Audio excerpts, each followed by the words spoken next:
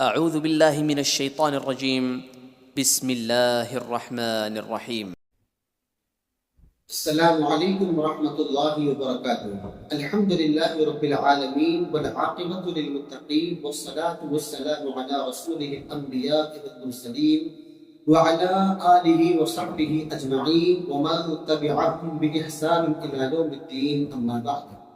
اعوذ باللہ من الشیطان الرجیم، بسم اللہ الرحمن الرحیم۔ قال اللہ تبارک وتعالی فی القرآن المجید: کل نفس ذائقۃ الموت۔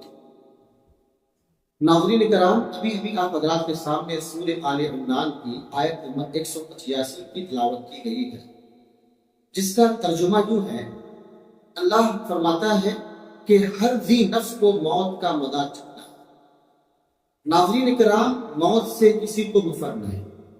موت ایک ایسی اٹل حقیقت ہے جو کسی بھی لمحے انسان کو کہیں سے بھی آ دبوچ سکتی ہے۔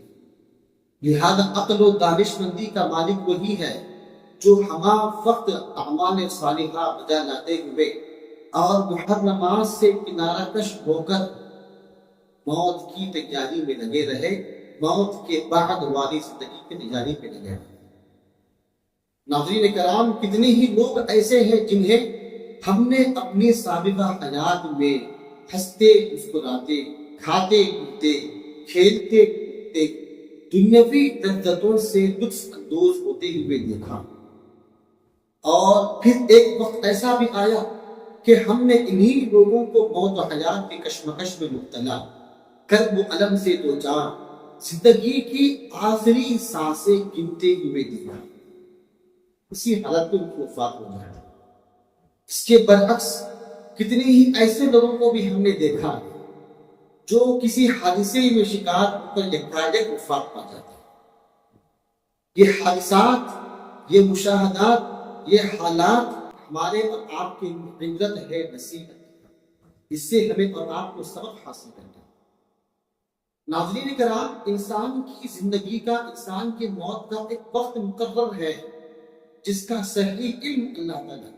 ہمیں نہیں پتا ہے کہ ہماری موت کب آئے گی، کہاں اور کس شکل میں آئے گی، لیکن ہمیں اس موت کے آنے سے پہلے موت کی تیاری کرنی ہے، موت کو یاد کرنا ہے، موت کے بعد والی زندگی کی تیاری کرنی ہے۔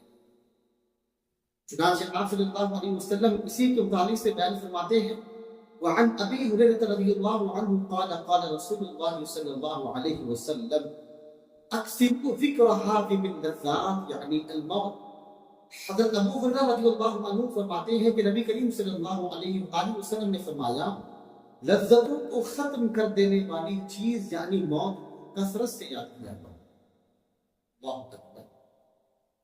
ناظرین کرام، دنیا میں انسان بہت ساری لذتوں سے مستفید ہو رہا ہے، عمدہ لباس پہن کر، عمدہ کھانا کھا کر، شادی بیاہ کر حلال طریقے سے انسان اور بھی کئی قسموں سے لطف اندوز ہو رہا ہے، لذتیں حاصل کر رہا ہے، لیکن دنیا کی تمام لذتوں کو ختم کر دینے والی چیز موت ہے۔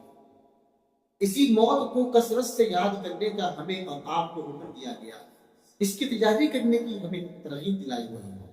چنانچہ ایک اور حدیث ابن عمر رضی اللہ عنہما سے ہمیں ملتی ہے، وہ بیان کرتے ہیں کہ ایک مرتبہ میں نبی کریم صلی اللہ علیہ وآلہ وسلم کے ساتھ تھا۔ ایک انصاری شخص آتا ہے اور نبی کو سلام عرض کرتا ہے اور پھر کہتا ہے: یا رسول اللہ، ای المؤمنین افضل۔ اے اللہ کے رسول صلی اللہ علیہ وسلم، مؤمنوں میں افضل شخص کون ہے؟ تو آپ صلی اللہ علیہ وسلم جواب میں ارشاد فرماتے ہیں: احسنهم خلقا، جن کے اخلاق عمدہ، جن کے اخلاق احسن، جن کے اخلاق اچھے ہوں، یہ مومنوں کے زیادہ افضل ترین شخص۔ پھر اس شخص نے پوچھا نبی کریم صلی اللہ علیہ وسلم سے: ای المؤمنین اقیس، اے اللہ کے رسول صلی اللہ علیہ وسلم، مومنوں میں عقل مند کون ہے؟ تو آپ صلی اللہ علیہ وسلم نے فرمایا: اکثرهم للموت ذکرا واحسنهم لما بعد، جو موت کو زیادہ یاد کرنے والا ہو اور موت کے بعد والی زندگی کی تیاری کرنے والا ہو، یہ دنوں میں عقل مند انسان۔ ناظرین کرام، ان تمام احادیث سے ہمیں یہ بات معلوم ہوتی ہے، پتہ چلتی ہے کہ ہمیں اور آپ کو مرنا ہے. اس دنیا میں کوئی انسان ہمیشہ کے لیے نہیں آیا, کوئی چیز ہمیشہ کے لیے نہیں آئی.